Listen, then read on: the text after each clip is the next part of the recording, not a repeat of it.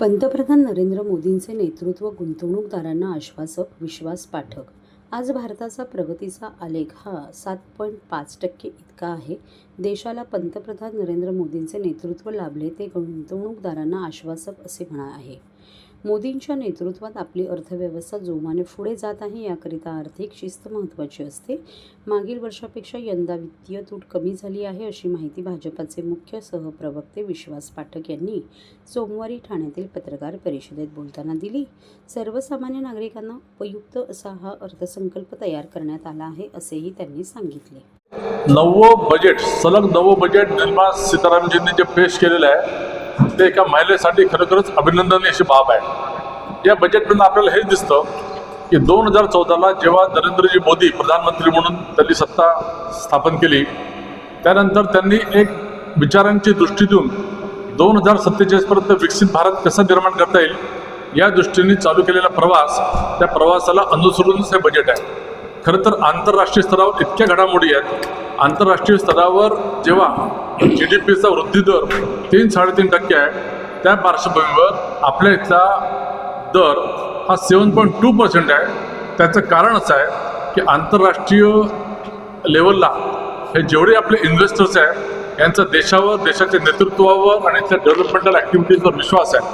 मला असं वाटतं कालचं हे बजेट हे महिलांसाठी, शेतकऱ्यांसाठी, गरिबांसाठी, सर्वांसाठी असं उपयुक्त असे बजेट आहे.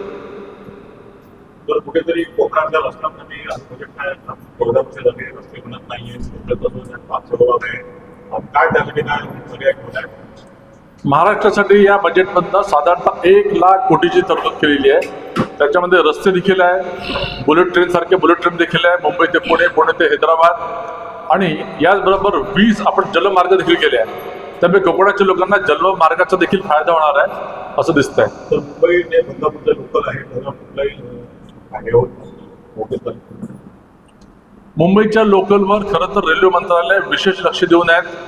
जास्तीत जास्त लोकल कशा सोडता येतील, लोकांच्या सुरक्षेच्या दृष्टीने काय करता येईल, लोकलचे दारं बंद कसे होतील, त्याच्याशिवाय लोकल चालणार नाही, AC लोकल, नंतर 5वा आणि 6वा मार्गिका पूर्णपणे लोकलला डेडिकेट करण्याच्या दृष्टीने प्रयत्न, याचबरोबर मेट्रोचं जाळं बिछोडणं, नंतर कोस्टल रेल्वे असो, अनेक अशा गोष्टी मुंबईच्या ज्या की आपल्या प्रवाशांना त्रास होत आहे तो कमी करण्याच्या दृष्टीने सरकार प्रयत्न करते.